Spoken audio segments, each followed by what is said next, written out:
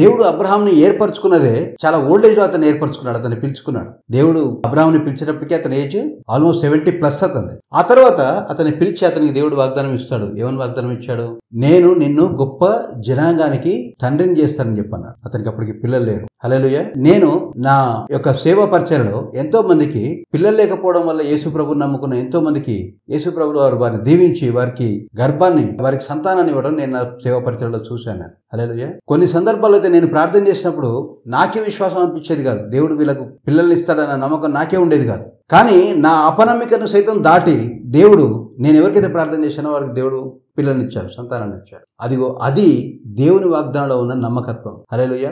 వెతికేవారు గనక పూర్ణ హృదయంతో వెతికితే దేవుని వాగ్దానంలో ఉన్న నమ్మకత్వము అది. ఆయన తప్పకుండా కనికర పడతాడు. ఆయన కనికర పడ్డాడు అంటే వాగ్దానం ఇస్తాడు. ఆయన వాగ్దానం ఇచ్చాడు అని అంటే ఏ విధంగానైతే ఆకాశం నుండి బయలుదేరి వచ్చిన వాన చుక్క, వర్షపు చుక్క ఏ విధంగానైతే భూమిని తలపకుండా మళ్ళీ తిరిగి వెళ్ళలేదో ఆ విధంగా దేవుని యొక్క వాగ్దానం, ఒకసారి నీకు ఇవ్వబడ్డ వాగ్దానం అది నెరవేరకుండా ఉండదు. హల్లెలూయా.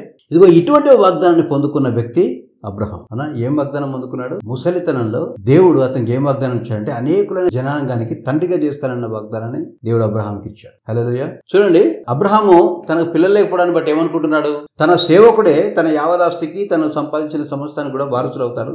అతని పిల్లలు, అవునా, అతని పిల్లలు తదనంతరం అతనికి వారసులు అవుతారు. నేను అతనే వారసుడు అని చెప్పుకుని తిరగాల్సి వస్తున్న పరిస్థితి వస్తుంది నాకు అని చెప్పేసి అబ్రహాం అనుకున్నాడు. అనుకున్నప్పుడు దేవుడు అబ్రహాంతో మాట్లాడతాడు. 15వ అధ్యాయము మనము 3-4 వచనంలో ఈ మాట చూస్తాం. ఏమంటాడు? మరియు అబ్రాము, అతని పేరు అప్పటికి అబ్రహాంగా మార్చలేదు దేవుడు, అబ్రామే అతని పేరు. మరియు అబ్రాము, ఇదిగో నీవు నాకు సంతానం ఇవ్వలేదు గనక నా పరివారంలో ఒకడు నాకు వారసుడగునని చెప్పగా ఏమంటున్నాడు?